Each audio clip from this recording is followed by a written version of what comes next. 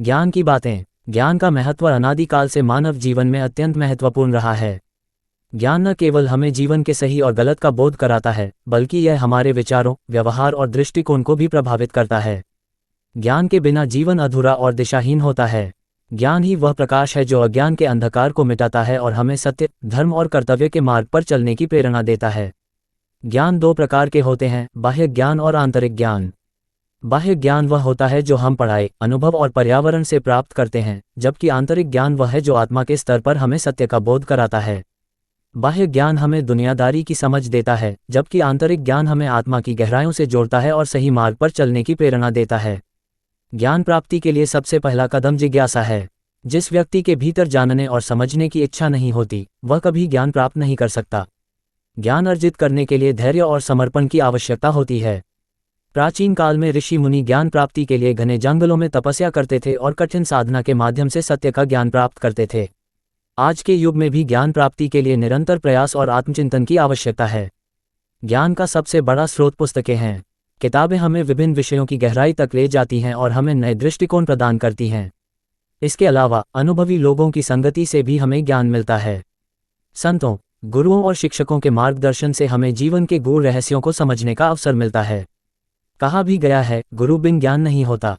गुरु का महत्व जीवन में उसी प्रकार है जैसे दीपक का महत्व अंधकार में होता है। ज्ञान का सार केवल अर्जित करने में नहीं, बल्कि उसे जीवन में उतारने में है। सच्चा ज्ञानी वही होता है जो अपने ज्ञान का उपयोग स्वयं के कल्याण के साथ साथ समाज के कल्याण के लिए भी करता है। यदि किसी व्यक्ति के पास बहुत ज्ञान है, लेकिन उसका उपयोग दूसरों के अहित के लिए करता है, तो ऐसा ज्ञान विनाशकारी सिद्ध होता है।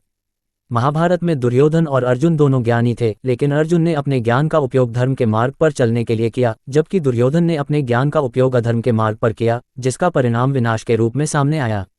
ज्ञान का एक अन्य महत्वपूर्ण पहलू यह है कि इसे कभी भी अहंकार का कारण नहीं बनाना चाहिए।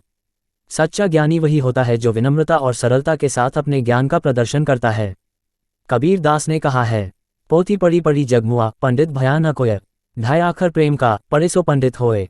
इसका अर्थ है कि केवल पुस्तकों का ज्ञान ही पर्याप्त नहीं है, जब तक कि व्यक्ति के भीतर प्रेम, करुणा और सहानुभूति न हो। ज्ञान का उद्देश्य मनुष्य को विनम्र और दयालु बनाना है। यदि ज्ञान से अहंकार उत्पन्न होता है, तो वह ज्ञान नहीं, बल्कि अज्ञान का प्रतीक है। जीवन में सच्चे ज्ञान की पहचान यह है कि व्यक्ति का हृदय शांत और संतुष्ट रहता है। ज्ञानी व्यक्ति संकट की स्थिति में भी धैर्य नहीं खोता, क्योंकि उसे अपने ज्ञान पर विश्वास होता है। ज्ञानी व्यक्ति अपने कर्मों के प्रति सजग रहता है और हर स्थिति में धर्म का पालन करता है। ज्ञान प्राप्ति का सर्वोत्तम माध्यम सत्संग, स्वाध्याय और आत्मचिंतन है। जो व्यक्ति नियमित रूप से अच्छी पुस्तकों का अध्ययन करता है, अच्छे लोगों की संगति में रहता है और स्वयं के विचारों का आत्मनिरीक्षण करता है, वह सच्चा ज्ञानी बनता है। ज्ञान का प्रसार करना भी एक महान कार्य है। कहा गया है, विद्या दान से बड़ा कोई दान नहीं। जो व्यक्ति अपने ज्ञान को दूसरों के कल्याण के लिए उपयोग करता है, वह सच्चे अर्थों में ज्ञानी होता है। अंत में यही कहा जा सकता है कि ज्ञान ही जीवन का वास्तविक प्रकाश है। ज्ञान के बिना जीवन अधूरा है और दिशाहीन है।